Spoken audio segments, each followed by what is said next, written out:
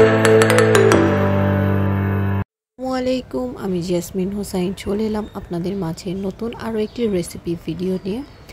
আজকের রেসিপিটি হচ্ছে খুব ইজি, খুবই সহজভাবে করা যায় কুমড়োর বিচির ভর্তা ভাজি, যে যেটাই বলেন। তো চলুন দেখে নেওয়া যাক কীভাবে করা হয়েছে।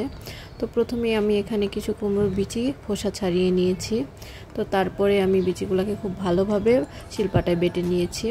তো এখন ভর্তাটা করার জন্য বা ভাজিটা করার জন্য কড়াইতে বেশ কিছু পরিমাণ সরিষার তেল দিয়ে নিলাম। তার সাথে দিয়ে দিব এখানে বেশ অনেকটা পরিমাণ পেঁয়াজ কুচি।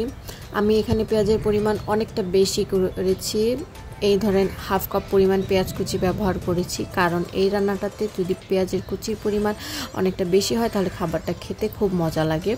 তো তার সাথে দিয়ে দেব 2টা মরিচের কুচি। আপনারা আপনাদের টেস্ট অনুযায়ী মরিচের কুচি ব্যবহার করবেন। আপনারা চাইলে যখন কুমড়োর বীজটা বেটে রাখা হয়েছিল তার সাথেও মরিচটা বেটে নিতে পারেন। তো এখানে আমি আরেকটা বাটিতে 2টা ডিম ফেটিয়ে নিয়ে দিয়ে দিলাম ভেজে রাখা পেঁয়াজ এবং মরিচের মধ্যে। এখন এই ডিমের মিশ্রণটা খুব ভালোভাবে ভাজা ভাজা করে নেব। যখন বেশ কিছুটা ভাজা হয়ে আসবে তখন এর মধ্যে দিয়ে দিব আগে থেকে বেটে রাখা কুমড়োর বিচি। তো এটাকে খুব ভালোভাবে মিক্স করে নিতে হবে ডিমের সাথে।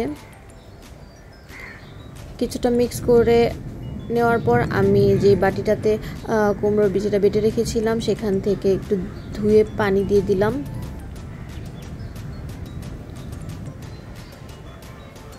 এখন এর মধ্যে সামান্য পরিমাণ লবণ দিয়ে দেব। তার সাথে দিয়ে দেব সামান্য পরিমাণ হলুদের গুঁড়া, মরিচের গুঁড়া।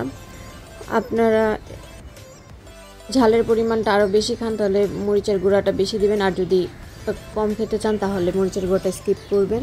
আমি এখানে সামান্য পরিমাণ আদা রসুন বাটাও দিয়েছিলাম, সেটা ভিডিওতে স্কিপ হয়ে গেছে। এখন সব কিছু খুব ভালোভাবে মিক্স করে নিচ্ছি। বেশিক্ষণ ভাজা ভাজা করে নিলেই রেডি হয়ে যাবে আমাদের আজকের কুমড়োর বিচি ভর্তা। রান্নাটা খুবই ইজি, বাসায় একবার হলেও ট্রাই করে দেখবেন। সচরাচর আমরা কুমড়োর বিচিটা ফেলেই দিই, একবার হলেও বাসায় ট্রাই করে দেখবেন। আর আমার রেসিপিটি কেমন লাগলো সবাই কমেন্ট করে জানাবেন। আল্লাহ হাফেজ।